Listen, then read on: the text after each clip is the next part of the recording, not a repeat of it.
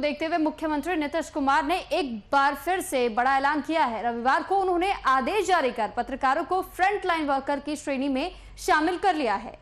पत्र में जिक्र किया गया है कि जनसंपर्क विभाग द्वारा मान्यता प्राप्त पत्रकारों को प्राथमिकता के आधार पर कोविड-19 का टीका लगाया जाएगा। इसमें प्रिंट, इलेक्ट्रॉनिक और वेब मीडिया के पत्रकारों को शामिल करने का निर्णय लिया गया है। ऐसे सभी पत्रकारों को चिन्हित और प्राथमिकता के आधार पर कोविड-19 का टीका लगाया जाएगा। उन्होंने कहा कि कोरोना संक्रमण के दौर में पत्रकार भी अपनी भूमिका का बेहतर निर्वहन कर रहे हैं। वे कोरोना के प्रति लोगों को जागरूक भी कर रहे हैं।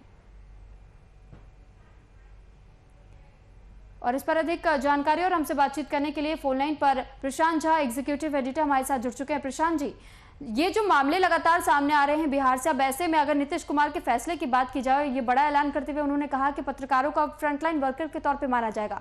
हाल फिलहाल की बात है जब 165 जो पत्रकार कहे जा रहे थे देश भर से, जिनकी जाने गई है इस कोविड की वजह से, तो क्या अब ये लगता है कि जो फ्रंटलाइन का दर्जा सीएम नीतीश कुमार ने अब दिया है, वो अगर इससे पहले देते तो थोड़ा ज्यादा समय भी हमारे पास बचता और अपने पत्रकारों को हम शायद अब तक जीवित भी रख पाते?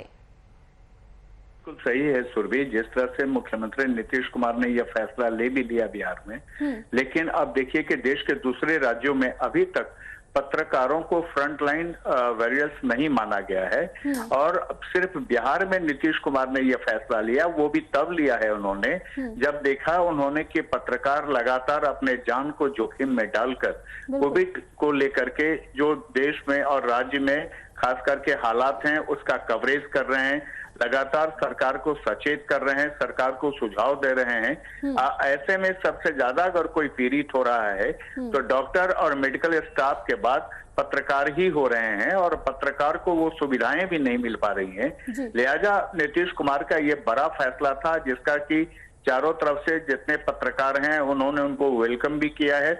और नीतीश कुमार ने तत्काल पूरे बिहार के तमाम जिलों के डीपीआरओ और डीएम को यह निर्देश दिया है कि जो भी पत्रकार हैं उनको तत्काल पहले आप कोविड का जो वैक्सीन है उसका इंजेक्ट करवाइए और साथ में उनको पूरी मदद कराइए। सुरभि, चलिए, बहुत धन्यवाद प्रशांत जी आपका तमाम जानकारी हम तक पहुंचाने के लिए।